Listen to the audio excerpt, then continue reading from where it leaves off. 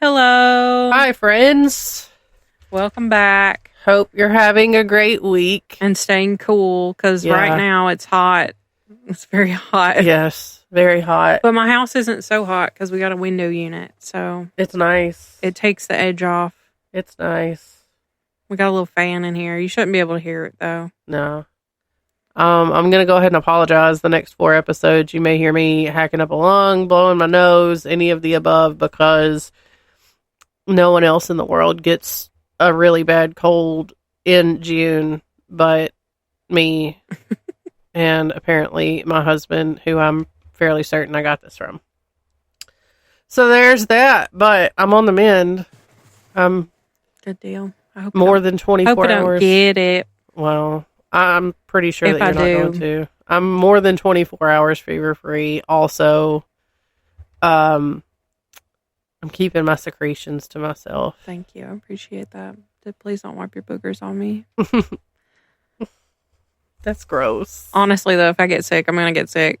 Well, it's fine. I mean, it is what it is. But I'll feel real bad if I'm the one that gave it to you. But as long as it doesn't impede our upcoming road trip. We're taking a little road trip. Are you? Yeah. Well, no one else in my house, none of the kids have gotten it. And, kids don't know what personal space is. Exactly. So, as long as we're not, sharing drinks, food, and swapping spit. You want to share a fork later? I'm good. I'm not that mean. I thought I'd try. But I just wanted a day off work. I mean, I can help you if you're really serious about it. I'm good. I'll quit covering my cough. No, I'm good. Because I really want to go on that road trip. Where you going? McKay's bookstore. Yeah. They're doing their 50th anniversary on the 9th. It's on a Tuesday. So we are going to leave the night of the 8th and drive all the way to North Carolina and hit every McKay's coming home because they're giving away stuff. Like if we didn't have the opportunity to get $800 in store credit, we wouldn't be doing it. But they're giving away, like if you do all 5 stores, you'll get $800 in store credit. Nice. So I was like, hell yeah, brother. Hell yeah, brother. When is it again? This is Tuesday, not this coming to. It's on the 9th. So who's running the shop?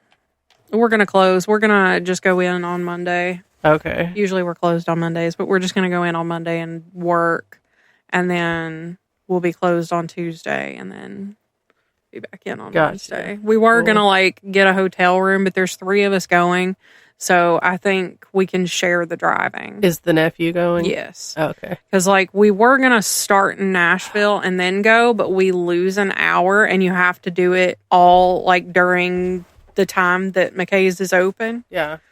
So we're going to go to North Carolina and start at the one. It's it's near, what is it? Something Salem, something... I don't know. I want to say Salem and Weston or something. Winston-Salem, that's it. It's near there. And then we're going to drive all the way back and gain an hour rather than losing an hour. Remind me, I have something to tell you when we're done recording. Okay. Well, that sounds like a fun time. Yeah. I may or may not be going to Vegas in November. Nice. Never been. That sounds exciting. Me neither. Also, Vegas does sound like a very overstimulating place. Mm-hmm. I'm not going to gamble because I don't gamble. I don't like it. I have been to Kentucky Downs. They've got nothing but slots there. Yeah. I went one time, lost $200 in 30 minutes, and I was sick at my stomach about it, and so I was done. I was ready to go. See, I'll go in with $20. And if I lose it, I lose it. I'm not here. It. I'm not here for it. But I want to go see all the stuff. TJ is going down whatever week for the SEMA show, which for our listeners, if you don't know, the SEMA show is like a big car deal. Mm-hmm. It's huge. Not just anybody can go. Yeah. You have to, and it's not just a buy tickets type thing. Yeah.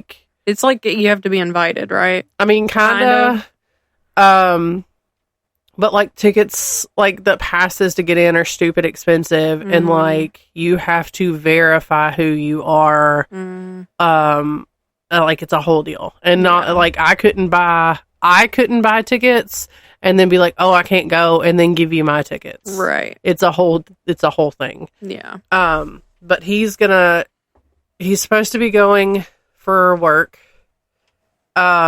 He was invited by like one of the vendors that's going to be there. So he'll be there that week. I think that I really wanted to go to SEMA, but I would have to pay my way. The school's not going to pay for mine. Right. So I don't have the money to do all that. Right. So I'm not here for it, but also he'd be working it, so I'd end up having to be walking around this place, which is massive. Yeah, by yourself. By myself. And I mean, now I feel like enjoy it, but not as much. I don't think that's something that I'd want to do alone. When you could go. So he and I we had planned on going to Maine like next month, but we're not able to do that because we had some unexpected bills come up over the past several months. And so we decided that we are going to do this instead. And it's like I'll go up on, like, I'll drop the kids off at school on Friday and then head to the airport, fly out there, and he'll pick me up Friday. And we'll spend the weekend, just seeing the sights. I think he said, like, I don't know, what did he say? The Grand Canyon. Ooh. And somewhere else. Yeah. It's like an hour to 2 hours away. So we can just rent a car and go. I'm pretty excited about it. I think it's going to be a good time. Yeah. Oh, I was going to tell you a story. Yes. So a girl that I work with. Now, keep in mind that in the little group of girls that I work with, I'm like of the youngest of the group. One of the girls that I work with, this is just going to tell you how dumb I am sometimes. One of the girls that I work with posted on Facebook the other day, what does the beginning stages of shingles look like? And my brain immediately was like, what does she mean? Like, roofing? Like, it looks like they've taken your roof off to put a new one on? My brain went, black sheet. It was a black sheet. That was my thought also. And I was like, what? And I read the post like 4 times, and it literally just said, what does the beginning stages of shingles look like? Yeah. Or something to that effect. And I'm like, I read it like 3 or 4 times before it registered with me that she meant like old people shingles, like chicken pox type thing. Yeah. And I was like, oh. And so, of course, I commented on it, and I was like, I don't have an answer for you, but thought I would just share the fact that I read this 4 times because I thought that you meant, like, roofing. And so then one of the other girls that we work with was on vacation this past week, and she sent me a text last night to let me know that she had made it home. She didn't have, like, cell service or wherever they were. Yeah. But she had texted me last night when they got home, and she was like, I'm back in cell service, we're home, we're safe, blah, blah, blah. But also, I just wanted to let you know that I laughed out loud at your roofing comment on her shingles post, and I was like, yeah, I'm not real smart sometimes. It happens. I for sure. I was like, what does she mean? Like, yeah. Is she getting a new roof and questioning what it's supposed to look like? Like, I don't. Right. Okay. Bless it. I've got another cat. Oh, yeah. His name is Ziggy. He's cute. He's 13 years old. As of right now, he's just asleep next to me. No, I mean, like, he's just like a foster type situation. Oh, yeah. He's just supposed to be a foster situation. If it ends up he needs a forever home, we'll probably definitely be keeping him, but I think his owner definitely plans on getting him back. One of my neighbors is going through it at the moment and just needed us to He asked if we would take him because he couldn't just put him outside because he's declawed, and he made it perfectly clear they did not make the decision to declaw him. But he can't defend himself. But he does like to go outside. He slipped outside twice now. Oh, yeah. And run almost directly into Toby. And I was like, boy, you don't be doing that. Yeah. Toby will get you. If it's not Toby, it'll be George. George is the other new outside cat, or the other new cat. They look identical. That is not the name that I picked out for him. She asked me what to name him, and George was not one of the options. I forget what I told you, but they were not George. I keep calling Ziggy George because they look the same. They do look a lot alike. Except George looks old. Not George. Ziggy looks old. See? I keep doing it. Ziggy definitely looks old. George has huge ears. He's sweet. Ziggy is so sweet. He's a sweet boy. He's all curled up and asleep next to her right now. In his chair. Yeah. I'm telling you, in his chair. I think, honestly, if his owner decides to take him back, he may not be happy about it. He seems pretty content here. Yeah, he's pretty chill. I feel like if his owner decides to take him back, you might be pretty upset about it. I'd probably cry, but I'm probably going to cry anyway. You're pretty attached already. I was going to cry anyway. Like, I said yes without knowing this cat's name or what he looked like. New cat, yes, but if I'm like, hey, look at this cat at this shelter that needs you to love it, she's like, no, thank you. No. Also, especially if they were boys, has been, there's no boys allowed for forever. It's easier to say no if I'm not there looking at it. Hey, the kids want to go to Nashville Humane just to see. Can we take you and you so that you can adopt a cat? No. They have really cute orange ones right now. No, Willow's just now warming up and like getting back to her crazy self. She'll do it. It'll be fine. I don't want to have to clean up her pee out of the floor again. It'll be all right. It's just a temporary thing. We'll see. The kids really want to go. They just want to see where we got Ellie from. No, because then I will come home with a puppy if I have no other excuse to go. But his dad knocked on my door and was like, "Hey, we're going through it. Can you foster a cat for me?"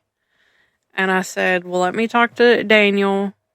So I talked to him, and he said, do you know what he looks like? What is his name? Do you know how old he is? I said, nope. I have no information, no information other than the tea that my neighbors spilled. Did the conversation really go as, hey, the neighbor came over, spilled some tea, he wants us to foster a cat. I'm going to foster the cat, but I just wanted to let you know. No, I definitely asked. I was like, do you think it's a good idea? And he was like, I guess. He doesn't care. He does not care. And he's also he's happy to have another boy in the house. Well, I mean, I feel like you could have a zoo and he would just be like, whatever. Whereas my husband, what kind of food does it eat? Yeah, my husband is like, we are absolutely not getting any more animals, which at this point I am on board with because Ellie has been. How are the goldfish from the fair? None of them are still living. Blueberry is still the winner of the Hunger Games at this point. Blueberry is still kicking, which is a fish that Easton got for Christmas. Okay, so like really, this is like, there's been like 3. He got like 1 fish for Christmas, it died, and then got another fish to replace that one, it died, and so then now we have Blueberry. But Blueberry's been hanging in there for quite a while, like a couple years maybe. Yeah. But yeah, my kids came home with 4 goldfish. Just the 2 little ones. We didn't have the oldest one. Yeah. From Summerfest, which is our summertime fair thing. Yeah. I love Summerfest. That food was so good. I like Summerfest because it's free to get in. You just have to pay if you want to do like rides and stuff. And so I don't do rides, neither does my husband. The unmanned kiosks everywhere. Yeah. Was kind of trippy. It's the first time I've been in a minute, so I don't know if they've like had these or if this was This is new. like the second or third year they've had them. Me and Daniel both were like, what is that? Yeah. What is that?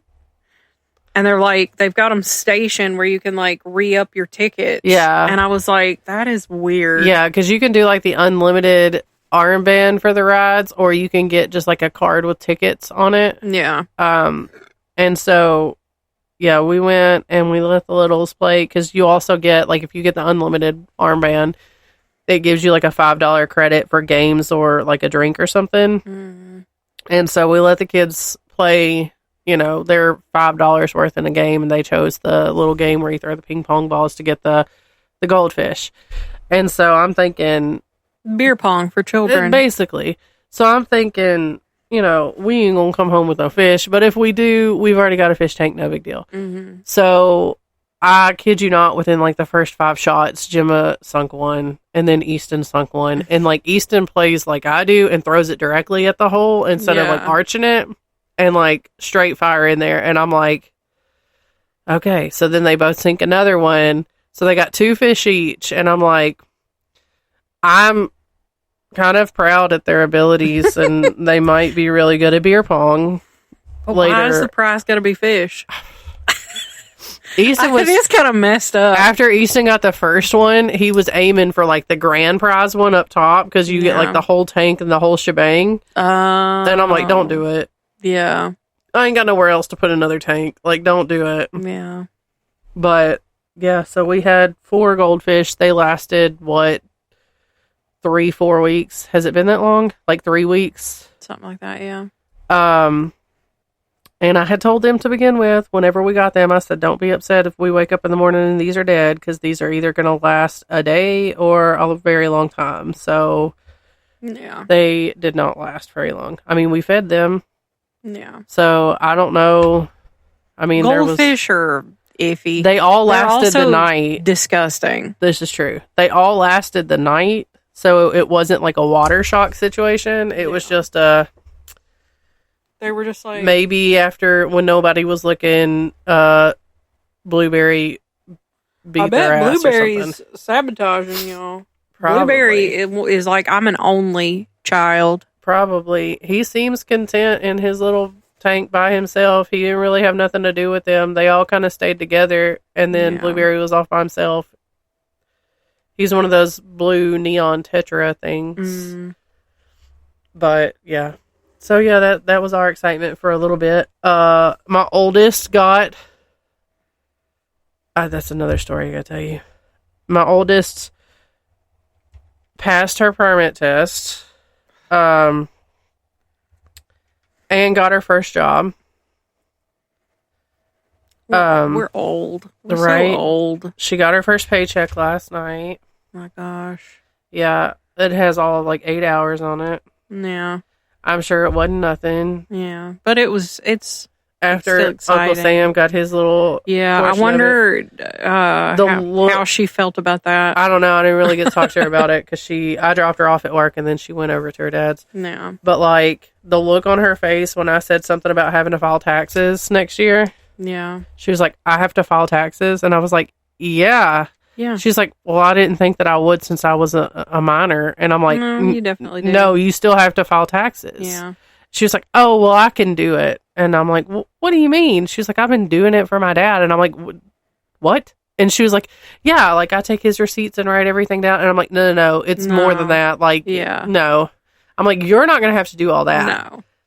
I'm like, I will help you when the time comes. Yeah. And hers will be easy peasy. Okay. She's probably going to get like $10. I will do it through TurboTax, and she can sit down and pretty much do it herself. Yeah. But I mean, you say that, but she was texting me the whole time she's filling out like her employment paperwork and stuff that you fill out the first day.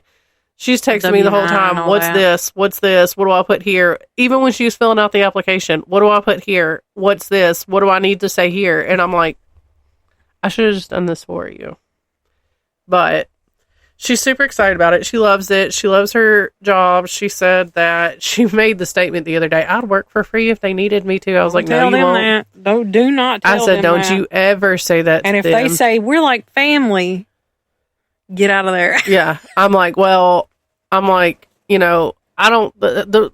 This particular place that she works at, I don't think they would ever do that. Yeah. Because they've got employees that have been there since the dawn of time. Yeah.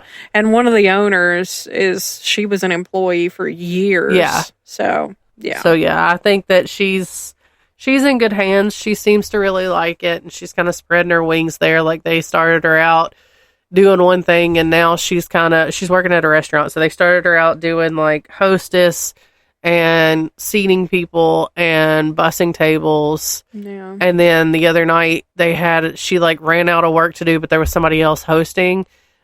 And so they had her go in the back and wash like 7 boxes of potatoes. Yeah. And she said she had a blast doing it. And so the kitchen but manager... if you asked her to do that at home, yeah, I don't want to do that.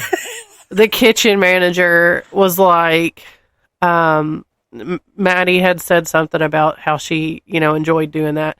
So the kitchen manager was like, which is a friend of ours, mother-in-law. Mm-hmm. She was like, I'm going to start putting you in the kitchen some then. Which, I mean, obviously at 15, she can't, like, cook or be around, like, the fryers or anything like that. She has to, there's still, like, regulations and stuff. Yeah. But, like, she's like, I'm going to start putting you in the kitchen some. And, you can do some stuff back here. So Maddie goes, is that, like, she asked me, she's like, is that like a promotion? I said, girl, no, you're not getting a promotion on like day 6 of the job. Right. No. You're just being given other tasks that you're allowed to do. Right. I was like, a promotion would entail a pay raise and you're not getting that. And I was like, no, it's not a promotion. I'm like, you're just given more responsibility. Yeah. And she was like, oh, I was just wondering if I was just that good. And I was like, I mean, I haven't seen you in action, but like... Not after 6 days. No. And that doesn't have anything to do whether you're doing a good job or a bad job. No. It's just, but like, it's been 6 days. And she keeps talking about how much she loves it and like how everybody's telling her she's doing such a good job. And I'm like, I'm excited for her and I'm so proud of her and I'm glad that she's having a good job or a good time with it. But I'm like, wait till the new wears off. Yeah. And then she's going to be like. Or a night you don't feel like going. Yeah. When there's something going on outside of work that you'd rather be at. Yeah. Because she does work, like, she's mainly scheduled for, like, Friday, Saturdays. Yeah. And so I'm like, wait till there's something going on that you really want to be at, and you're having to be at work. Right. Like, they have a Facebook group for, the employees or whatever. Mm-hmm. So like if you need somebody to pick up your shift or whatever. Yeah. And like every day it's, hey, I need somebody to pick up this shift. Hey, I need somebody to, work this day for me. And I mean, it's usually a pretty valid reason because they'll kind of say or whatever. But like, I'm like, there's going to come a day when you're like, I really don't want to do this anymore. Yeah. But I keep telling her, just wait till you're a little bit older. The older you get, the more you can do. Because she can't be a waitress yet. Yeah. And the longer she's there, the more experience she'll have and the better that'll look on her resume. But I'm kind of afraid that like the moment that she's like 16, 17, and she can have more opportunities at different places, that she's going to want to find somewhere else to go, which is understandable. Yeah. But I really feel like she needs to stick it out where she's at, because this particular place, while it's not a place that I go to very often, I might go there once or twice a year. Yeah, I don't go there very often at all. It's not because it's bad or anything. No. It's pricier than what it used to be. Yeah. And it's usually really, really busy, but it is a place that like people will travel to come to. So I feel like her potential for, tips and things is going to be substantially better. Yeah. But yeah, she's pretty excited about it. I'm proud of her. I'm pretty happy for her. Yeah, that's exciting. Makes me feel old. Yeah. But... You and me both. All right, well, we want to get into it. We're tired of chit-chatting now. I don't think I have anything else to chit-chat about. Okay, well, that's that. I'm holding back having to blow my nose. Oh. Well, I mean, if you want, do you want me to mute you? No, I've got a can? mute button. I could mute myself if I needed to. Well, I'll tell the first story. You can mute yourself. I mean, I'm good right now. I'm not, like, on the verge of dripping. Well... I'll go first. Okay. We're bringing you the next installment of our spooky states, and we are doing spooky Idaho. Gonna be perfectly honest, I didn't think there was gonna be a lot, but there's a lot. Did you use any of those? Yeah, look at your notes. Okay. Your whole last story, I just basically just... Oh, cool. Okay, so some of these are coming to us from a friend of mine that lives in Coeur d'Alene, Idaho. I wasn't prepared for I had reached out to her to see if she had anything that we could use, and I was not prepared. No, it was pretty good. For the amount, so if you listen and you know who you are... yeah.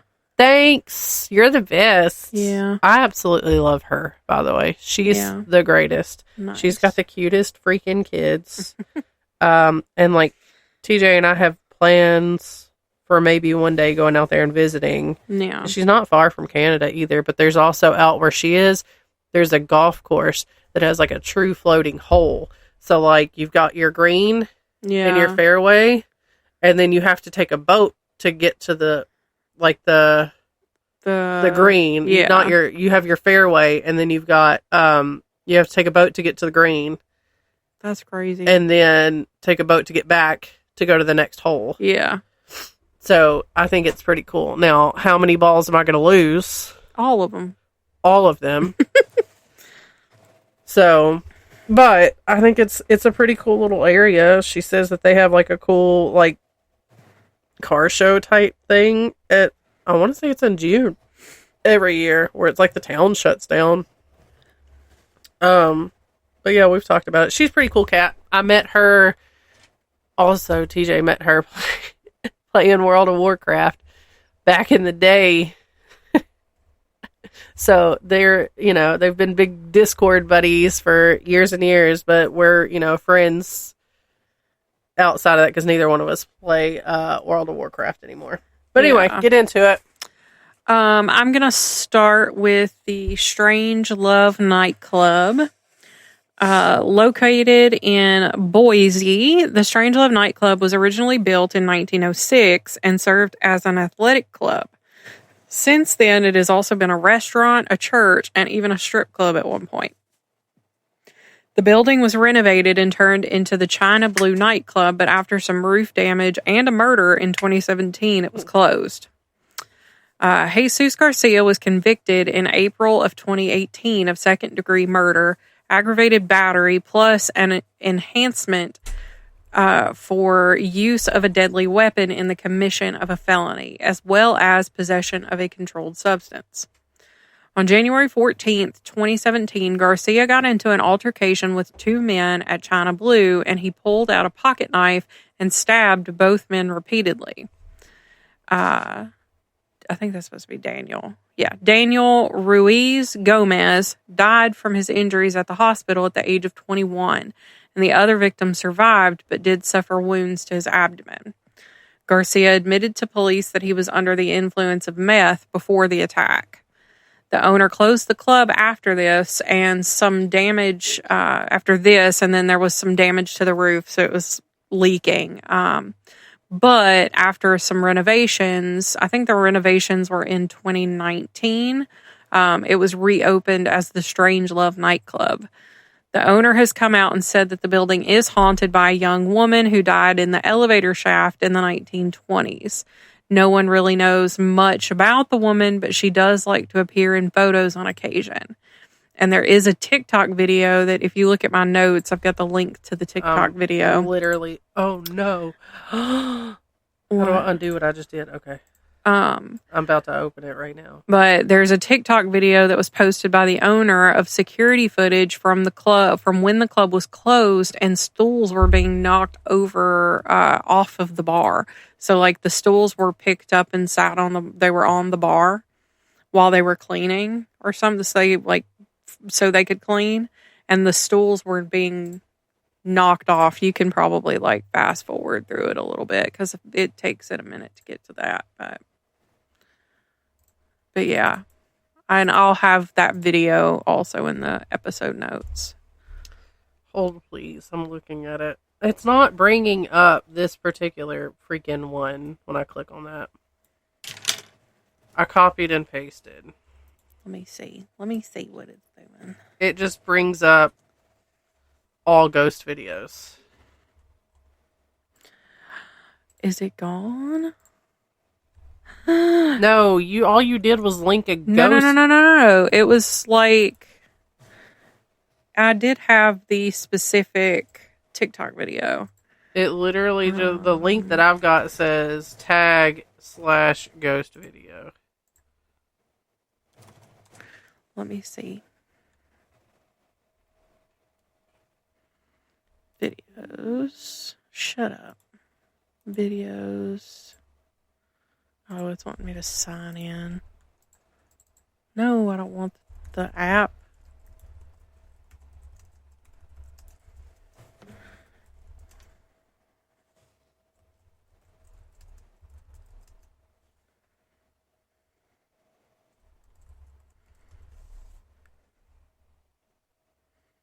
See, I can't comment on anything after I've had a garden gummy.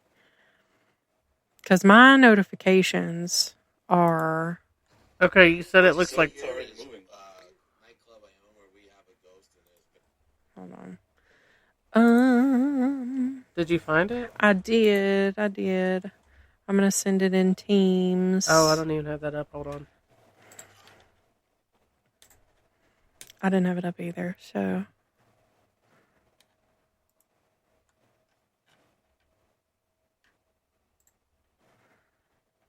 Oh. Do I not have it? I'm just going to send it on Facebook then. Facebook, sorry.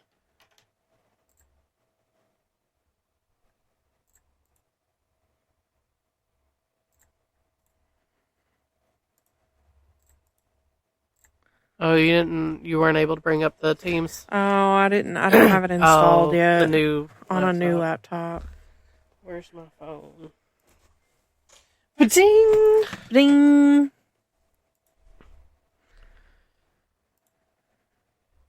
Oh, but no, my inbox on TikTok, 99 plus notifications.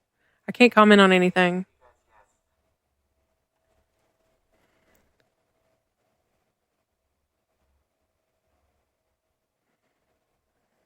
It's not wanting to load.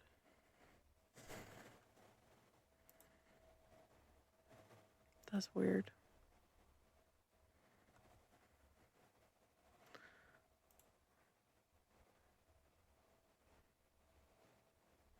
I'm going to pause. Oh, I found it. Okay. It's loading. Here we go.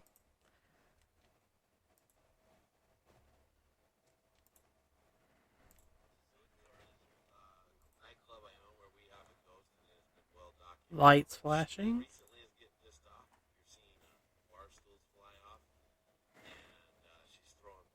Is it a long video? It is kind of long if you want to do like 2 times speed.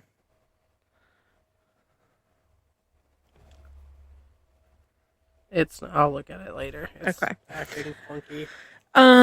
Anyways, but yeah. So there's that. All right. Well, my first one is the Boise murder house. To random passersby, the house at 805 West Linden Street in Boise, Idaho looks like any other abandoned house with its overgrown greenery and boarded up windows.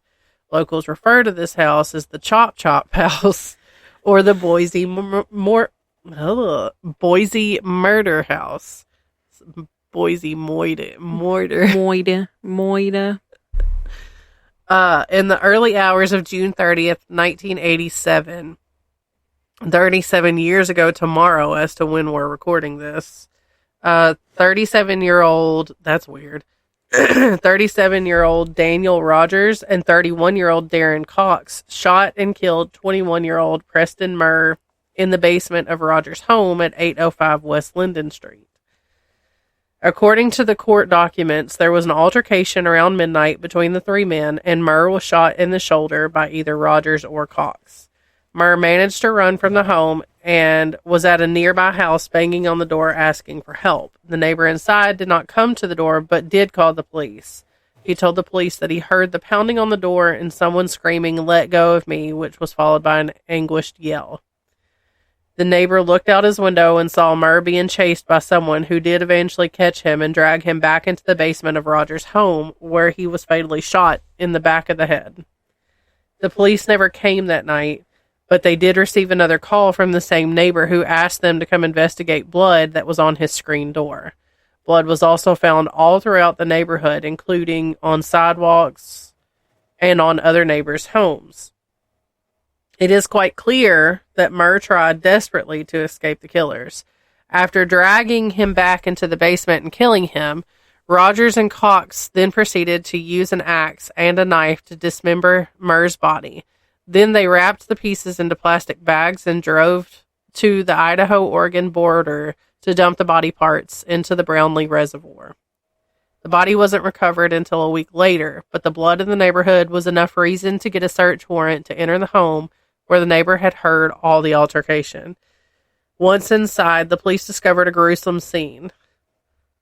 Though Murr's body was not discovered for a week, both Rogers and Cox were immediately arrested and charged with murder. To this day, it's not clear as to exactly why Murr was murdered in such a grisly manner. According to the court records, the three men were hanging out that evening trying to locate Rogers' stolen guns. They had driven around Boise trying to find the apartment of the person who they thought had stolen the guns. The three men returned to the house on West Linden Street around midnight, and this is when the altercation began to unfold. Over the years, many people have lived in the murder house. In the 90s, it was rented out to several people, and in the early 2000s, it was used as a frat house for Boise State University. Former BSU student Joe W. told a local radio station, "The basement was creepy and just had a weird feel. We would take people down there to scare them. I never saw any ghosts, but you could tell something wasn't right." Another Boise resident, Rachel R., told the radio station that her family almost purchased the home in 2000, and she still gets anxious thinking about the tour they took of the home. It looked like it had been abandoned, and the basement was by far the creepiest part, she said.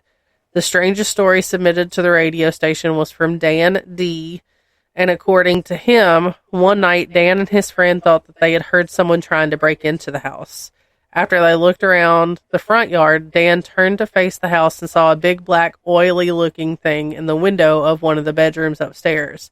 He remembered seeing the shadowy figure move back away from the window and toward the bedroom door before it disappeared. Moments later, it appeared in a mirror that was sitting on the porch. Dan said he watched as the ball of oily blackness moved down the large column of the porch, gradually growing in size until it took up the entire reflection of the mirror and then moved right through him. "It was the weirdest, most disturbing thing I've ever felt, and just typing this makes me feel it again. It's like ice fingers sinking into my shoulders," he said. The current owner of the property insists that the house is not haunted, and the former tenant, Deanne Davis, lived in the house with her two daughters in 2008 until 2009, and she agrees. She told Idaho News Channel 2 that her family never had any paranormal experiences in the house. She said, "I was never afraid or felt it was haunted, but there are so many stories that everyone is convinced that it is." That oily thing, it makes me think of Dementors. Yeah. Alrighty, moving right along. I just got that TikTok stuck back in my head again. So, show me to me, please. Send it to me, Rachel. I'll find it and send it to you because I haven't a clue what you're talking about. Old Idaho Penitentiary. First opened in the 1870s and nicknamed the Old Pen, the Old Idaho Penitentiary housed some of Idaho's most dangerous criminals for 101 years. It held over 13,000 inmates, 215 being women during that time. And over the years, there were numerous tragedies with approximately 110 deaths from various causes, ranging from old age to illness. Some were executed and some were murdered by other inmates. In the entire history of Idaho, there have only been 11 executions, and 10 of them occurred at this prison. At one time, the prison held up to 600 prisoners in nearly inhumane conditions. The walls were made of sandstone, which were chosen due to its abundance and its low price, but sandstone makes any temperature much more intense. So in the summer, the sandstone remains hot, which was said to be quite stifling. In the winter, the walls were bitterly cold. The prison also didn't have adequate plumbing until the 1920s, and coupled with the poor ventilation system, disease would spread quite easily. Over the years, the violence increased amongst prisoners, and the guards often responded to the violence with more violence. In 1971, prisoners were reaching their breaking points, and a riot broke out. But in 1973, the riots were much more severe, and prisoners burned down the chapel and the dining hall. After this, all prisoners were moved to another facility in Boise that was much more modern, and on December 3rd of 1973, the old Idaho Penitentiary officially closed its doors. It was placed on the National Register of Historic Places shortly after closing, and the buildings were left just as they were at the end of the riots, with the walls charred black and calendars still hanging on the walls in some cells. Some of the most notorious criminals who were imprisoned at Idaho State Penitentiary was Raymond Allen Snowden, and he was known as Idaho's Jack the Ripper.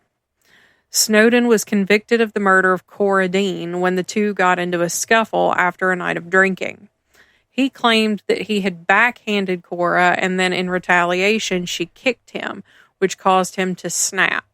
He used a 2 1/4-inch pocket knife and stabbed Cora 35 times. Prior to Snowden being hung in the penitentiary, he confessed to killing 2 other women. At 12:05 a.m. on October 10th, 1957, Ray Snowden was brought to the gallows. At 12:06 a.m., the trap door was pulled, and the noose failed to break his neck, so Snowden struggled for 15 minutes before finally suffocating. Another notorious inmate was Harry Orchard, who died in the prison in 1954 after spending nearly 50 years there. In March 1908, Orchard was convicted of killing Governor Frank Steunenberg. During his trial, Orchard detailed more disturbing aspects of his life over the course of several days in June of 1907. He remained calm and polite while on the stand, which stunned the courtroom. During his career as a Union terrorist, Orchard committed acts that resulted in the deaths of 17 people, including the governor. He was cross-examined for 26 hours about his murders, bigamy, heavy drinking, gambling addiction, and womanizing. Orchard was originally sentenced to death, but the judge recommended that his sentence be commuted to life in prison, and the Board of Pardons agreed. Orchard was the longest sentence served by an Idaho State Penitentiary inmate. As far as any paranormal activity goes, there have been accounts of experiences all over the prison complex, but Five House, which is where Snowden's execution took place, seems to be one of the most active spots. It is speculated that Snowden's spirit never left the prison and has been haunting the place since 1957. The year after the prison was placed on the National Register of Historic Places, it was opened for tours, and since then, both tour guides and visitors have had numerous experiences. Feelings of a sinister nature, strange sounds, voices, and shadow people are said to be abound in the old Idaho State Pen. Much of the activity seems to intensify in the area of the solitary confinement cell, which was called Siberia by inmates, as well as the gallows. And on the prison's FAQ page, there's like a drop down, like it has the different questions, and it's, is the prison haunted? And this is what they had to say about it. Several paranormal groups, including a team from the Travel Channel series Ghost Adventures, have conducted investigations at the site. While there is no conclusive evidence to suggest there are ghosts at this site, many visitors have seen and heard things they cannot explain. Some, including Ghost Adventures, have captured strange, unexplainable images on their cameras. Others claim to hear voices or be physically touched or have a sense of heaviness or strange feeling when visiting the site, specifically in Siberia, the solitary confinement cells, and the gallows room in the maximum security cell house. We continue to leave it to the individual to decide for themselves whether this is a haunted site or not. Other shows that have filmed at the site include The Lowe Files with Rob Lowe, Haunted Towns with the Tennessee Wraith Chasers, and Destination Fear. I'm looking for something. Hold on. Because did I not bring this up in the Zach Bagans episode? Maybe. That episode was like season 1 of Ghost Adventures. Okay, so maybe not. It was like, I think season 1, episode 8 or 9, maybe. Do we want to talk about the TikTok you sent me the other day, now that you've mentioned? You want to get matching tattoos? We have matching tattoos. I thought it was funny. You know, we both can't stand that show. Yeah. And I have a deep dislike of Zach Bagans. So she sends me a TikTok and was like, hear me out. And it was like, I don't even remember how it goes. I don't remember what it said. Hold on, I'm about to find it. Ziggy, I'm getting uncomfortable. Because I was like, this hoe. It was just the other day, so I know, it shouldn't be I too know. hard to find. But I did send a lot I last also night. sent it to TJ and was like, she just sent me this. All right, so it says, all the girls are posting this sound. There are things in this world that we will never fully understand. So that understand, so it's a slide. Like the first slide is like two friends laughing, being cute. And then the next one, they got matching tattoos. And one of them just says understand. And the other one has in parentheses, understand. Come on. I would rather shoot myself in the foot than give any type of satisfaction. Somebody has to agree with me because that's Zach so funny. Douchebaggins.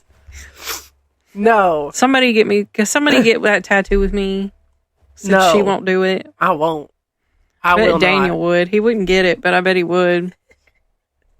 He'd be like, I don't understand, but Right. I'll get understand. Also, I just wanted to mention, side note, the TikTok that I sent you today. Yeah.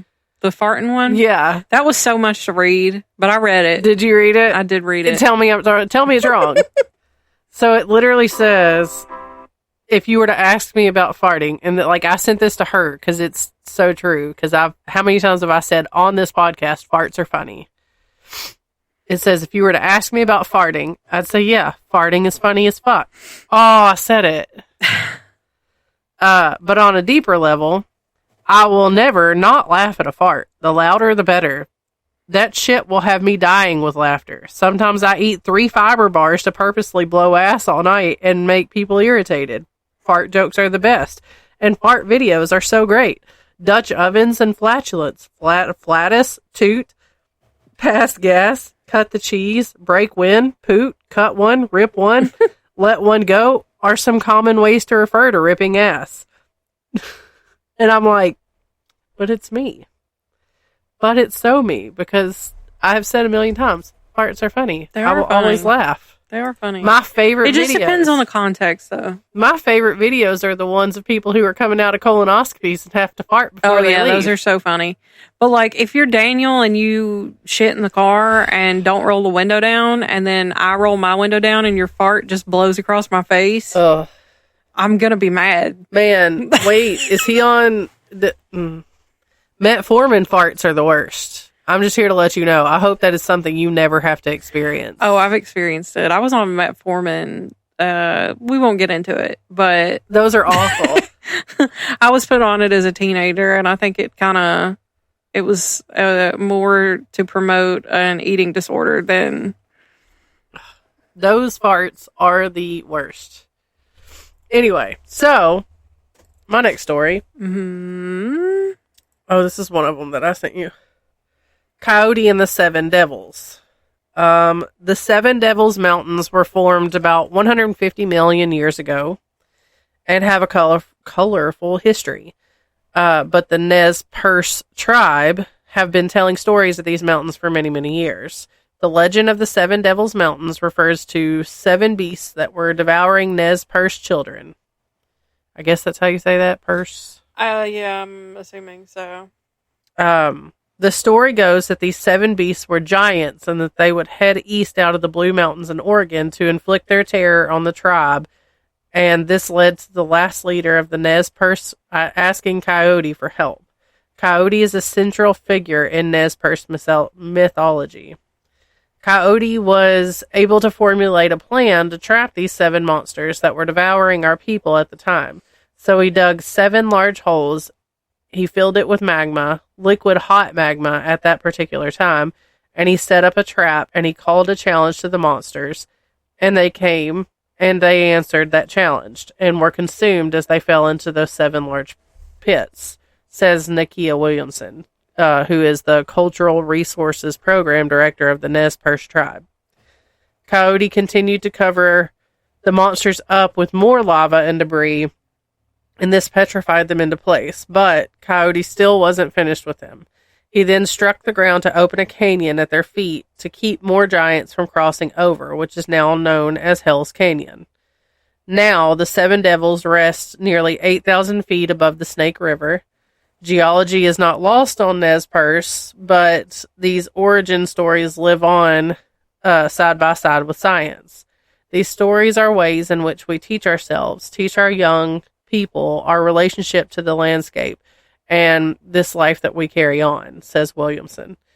The Nez Perce people have a history that goes back nearly 12,000 years, and they once lived on a stretch of land that covered central Idaho, northeastern Oregon, southeastern Washington, and western Montana, which is approximately 17 to 20 million acres of land. The current reservation in Idaho is only 750,000 acres.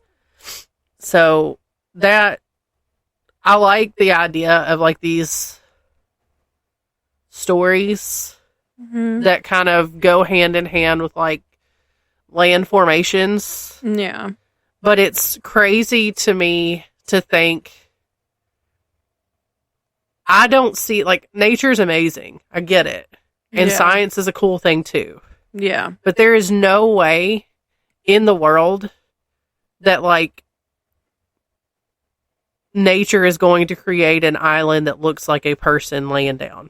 Like, to the detail. Like, you can see the arms, you can see the face, you can, that just, those are sleeping giants. Yeah. That to me is, that's what that is. And you guys can call me crazy, I don't care. But one day these sleeping giants are going to wake up and you guys are going to be like, that bitch was not crazy. She was spitting truth. Sorry, I started reading an article about Dolly Parton, and I think it's stupid. Anyway, somebody's slandering Dolly Parton. I'll tell you about it in a minute. Or when we get finished. The Enders Hotel and Museum, located in Soda Springs, Idaho. The Enders Hotel is one of the oldest hotels in the history of Idaho, and has been around for over 100 years. The hotel doubles as a museum and is full to the brim of stories. First built in 1917 for a whopping cost of $75,000, the Enders Building wasn't originally a hotel, but instead housed a number of businesses and did so until the 1930s, when there was a massive remodel and it became a hotel. It became a popular spot due to it being right in front of the town's famous geyser. In the 1970s, the building was turned over to new owners who would close the hotel during the winter months. During this period of ownership, the hotel was considered to be a no-frills place where the average working man would like to spend the night.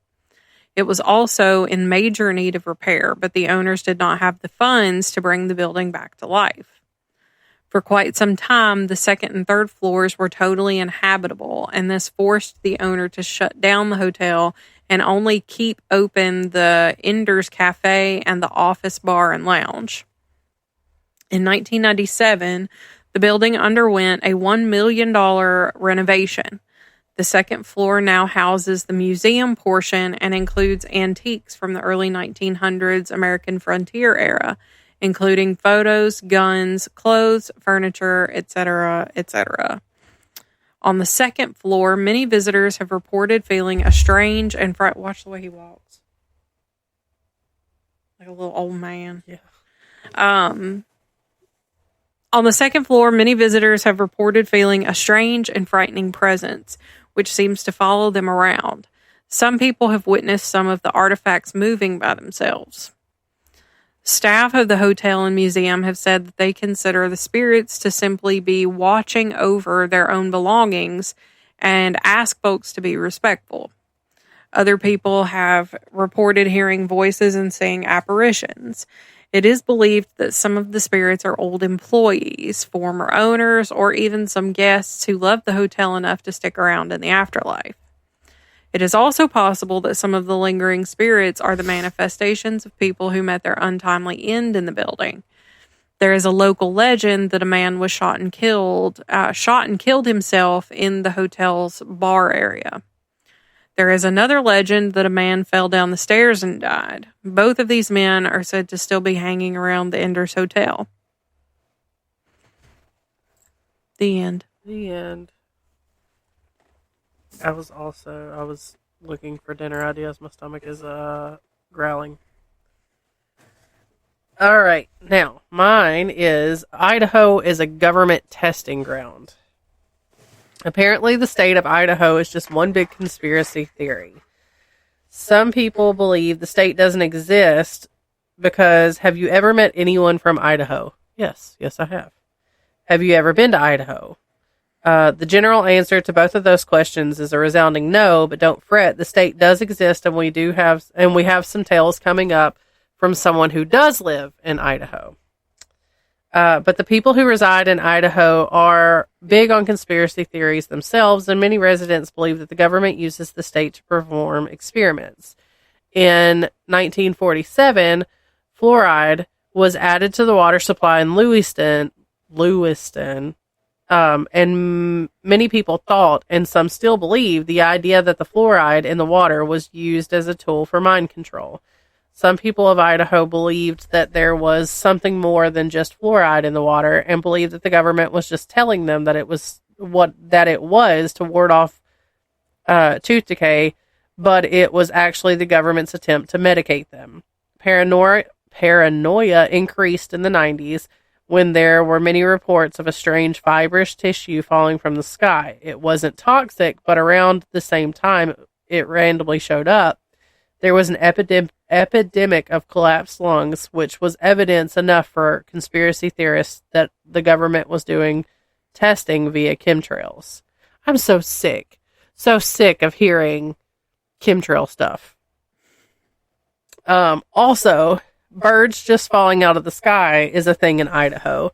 In June of 2015, a road in Kuna, Idaho, was covered with songbirds that just dropped to the ground.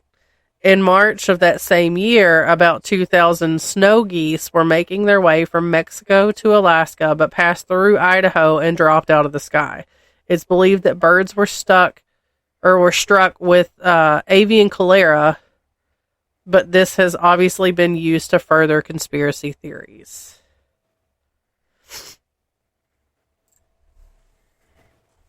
The end. Speaking of the city of Lewiston, is home to more than one haunted space, and the town also has a bit of a dark past. The sandstone building was originally constructed. This sandstone building was originally constructed for the Lewiston Methodist Church in 1904, and shortly after construction was completed, the congregation shared the space with the Civic Theater. The building's reputation for being a performing arts center only grew over the years, and in 1972, the Lewiston Civic Theater purchased the building from the Methodist Church, and the building is now named after Lewiston native and world-famous opera singer Anne Bollinger. So during the 1980s, there was a serial killer in and around the valley, and during that time, 3 valley residents disappeared from the Bollinger building. Stepsisters Christina Nelson, who was 21, and Jacqueline Miller, who was 18, as well as Stephen Pearsall, 35, all vanished the night of September 14th, 1982. Pearsall was a janitor at the Bollinger building and had gone to do some laundry and get some practice in on his clarinet on the night he went missing. Nelson and Miller lived just blocks away from the Bollinger building, and on that same night, the girls walked past the building to go buy some groceries. They were both close with Pearsall, and it is believed that they stopped by the theater building to visit with him. 2 years later, the bodies of both Nelson and Miller were found in Kendrick, Idaho, but the body of Pearsall has never been recovered, and the murders have never been solved. With the building being well over 100 years old now, it stands to reason that there may be a spirit or two hanging around. Some people have claimed to see the spirits of I don't know why I keep wanting to say Christina Nelson and Jacqueline Miller running up and down the stairs of the building. In 1972, the same year the building was purchased by the Civic Theater, their actor Tom Shoemaker was working on a set when he saw a man walking through the rows of theater seats where the church aisle used to be. Shoemaker attributes the vision to a young boy's active imagination and the building being conducive to spooky thoughts. Artistic director of the Civic Theater, Fred Scheib, agreed that there are no ghosts in the mezzanine, saying actors tend to be, very imaginative people. In my 30 years, I have never seen a ghost, but I don't believe in them. When I'm a ghost, I will probably haunt the Civic Theater. Now, this statement sent me on down a rabbit hole to find this man. I don't know. I thought I put it in here. Maybe not. Anyway, so I don't know if Fred is alive or not. He's well into his 60s now, and he was last active on Facebook in 2021. So he may not be alive anymore, but I couldn't find an obituary. So there's that. I'm just curious to know if he's haunting the place. But anyway, there's also been the spirit of a bride seen in the building that was said to have been left at the altar. And there have been sightings of Miss Anne Bollinger herself in the wings of the stage when the theater building was still functional. In October of 1994, there was an article written by Nicole Peridotto for the Lewiston Tribune titled "Lewiston Civic Theater Gives Some People the Creeps." And in there are some personal experiences that some people had in the theater. So earlier in 1994, there was a woman named Meredith Johnson who was taking out the garbage, and she saw a redheaded man in about his early 20s sitting at a picnic table at Trevitt Park, which is right next to the theater. When Meredith went back inside, she locked the door and turned towards the steps. And when her feet hit the third step, she saw the same man she had just seen before sitting in the park, but this time he was sitting on a couch in the dressing room. She walked past him, locked herself into her office, and about 10 minutes later, she returned to the dressing room and he was gone. Around the same time, another woman named Kelsey Kegel walked into the mailroom, retrieved some mail, and then realized that she was not by herself. She thought she had bumped into someone, but quickly realized that she had actually walked through someone. And then in 1991, actor Rod Farrington was working on the set of Sweeney Todd when he noticed an elderly man standing in one of the entrances to the theater and was watching him work. Farrington asked the man if he needed something, but the man did not reply. Farrington asked him again, but still no response. he repeated his question a third time, and again, receiving no response, Farrington put down his paintbrush with the intention of leaving the stage to approach the man. The man disappeared around a corner, and only a few seconds later, fellow set builder Gordon Glenn came around the corner. When Farrington asked him where the man had gone, Glenn said that he didn't see anyone. The man would not have had time to leave or go somewhere else in the building without being seen or heard by either Glenn or Farrington. Apparently, the doors were squeaky. Right. Farrington was quoted in the article as saying, "Almost everyone who is a regular has seen or felt something. Sometimes it feels like somebody's there. Your chest gets a little bit tight, but it doesn't feel like you're being threatened or anything. It may be that it's just a big, scary place, or it may be that it's haunted." I was not able to find out. I put it in the wrong spot. I was not able to find out if Mr. Fred is still alive, but I'm pretty sure that he is. He hasn't posted anything on Facebook since 2021, but that really doesn't mean much when you're in your 60s. But I did find out that the building was placed on the National Historic Register in 1980, but the building was condemned on August 10th, 2016. Water infiltration over the years caused structural issues. This has absolutely nothing to do with the ghosts and 100% to do with the fact that I had to find out what was going on with this building. So, I don't know, skip the next 2 or 3 minutes if you're not interested. The Google Street View shows a fence around the building as of August 2023. It looks like the property was turned over to the city in 2017, and it was put up for auction in October of 2023. With the bid was like, the starting bid had to be like $65,000 or something like that. It was like a ridiculously low number for this type of building. But they had no bidders. So the city decided to put it on the real estate market, and there was some interest in the building. After some digging, I found that it sold for $130,000 in March of this year and was purchased by Myron Gimmer. He is considering a number of things to do with the building, including renovating it for a recreational center for seniors.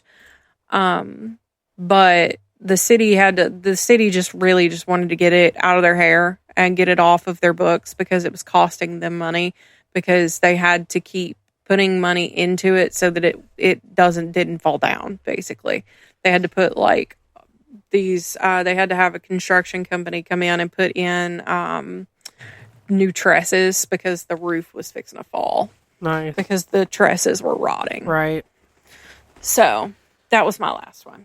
Well, I've got, so we had mentioned that a friend of mine had sent us some stories that she has.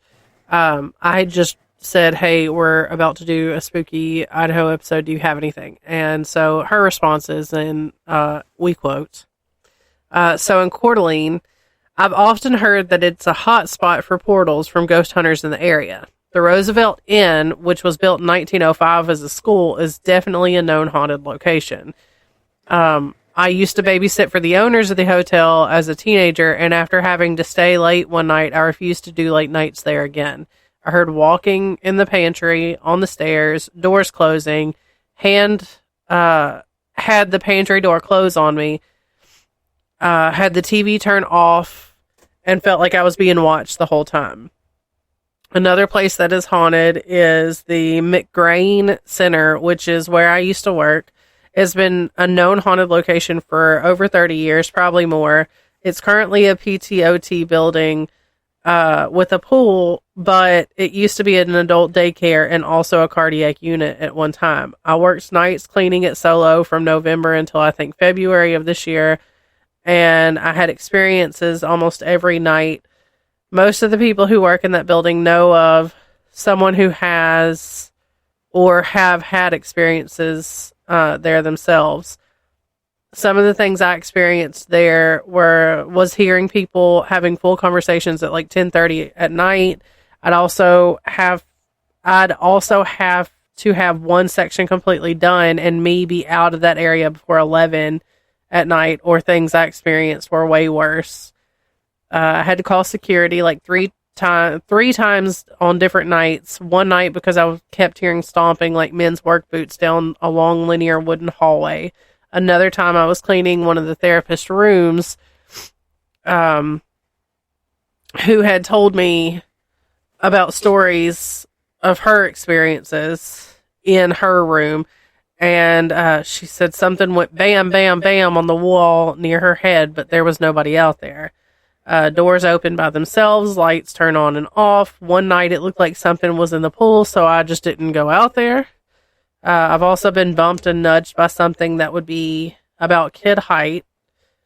There's also a cancer center in another city that someone I know used to work at, that's very haunted. She was eating one night at a table, and it sounded like someone picked up furniture from outside and threw it at the window. She refused to go back down there.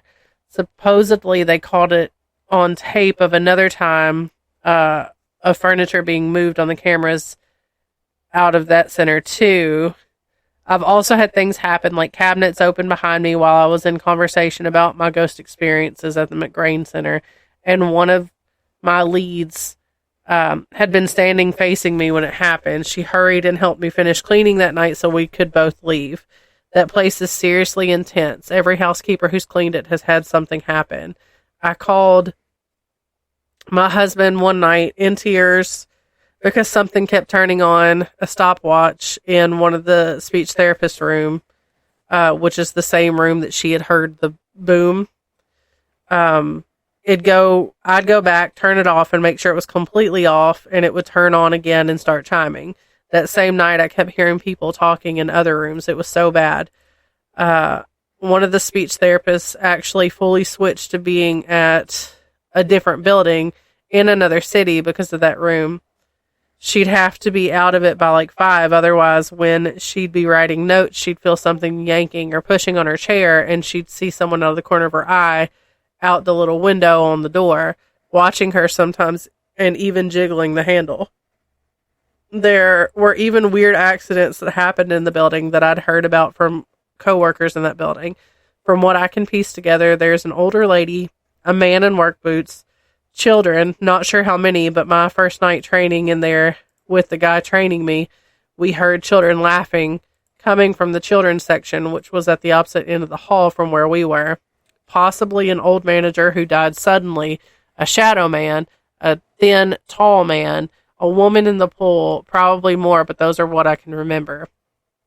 There was one night, too, I was cleaning a section, and that tall, thin man I saw was in my peripheral, and I turned to yell at him, thinking it was one of my coworkers, because they have the same build, but there was no one there. I'd also have those automatic sinks turn on randomly, and I tried to problem solve it and see if it was just me or the lights, etc., but I couldn't get them to do it unless my hand was right in front of it like I was washing my hands. I started just saying thank you when it happened, like they were helping me get ready to clean the sink because they knew I'd be doing that soon. I know we have abandoned hospitals that are haunted, the Bates Motel here in Coeur d'Alene, which supposedly inspired the movie Psycho, and a bunch of other stuff. We have a lot of spooky stuff up here. And I specifically didn't pick those places because we'll circle back around. Okay. That she talked about at the end there. I specifically didn't dive further into those places. Right. We appreciate those stories. Yeah. It was really nice to have something that I didn't have to come up with. Right. We're trying kind of a different format for our episodes this month. Yeah. So I have the nonprofit of the week this week, and I picked Idaho-based Simply Cats Adoption Center. Aww. Their mission, we save cats from suffering or euthanasia by practicing and promoting high standards of care and creating successful adoptions. And our vision, Simply Cat strives to continue to its commitment to be a recognized and respected leader of no-kill cat rescue and adoption. And as usual, there will be a link to donate directly to them should you feel so inclined to do that. I like it. The end. The end. All right, guys. Thanks for coming to another week. I feel like this episode is long, but we did a lot of chit chat. Yeah. We appreciate you guys coming. Make sure that you are completing your social media circle and following us on Facebook, Instagram, TikTok, X, and emailing us at wandersofweird @gmail.com. I don't have the energy for the You just did it. well, you know. All right. Okay, bye. Bye. Don't do that. Don't do that.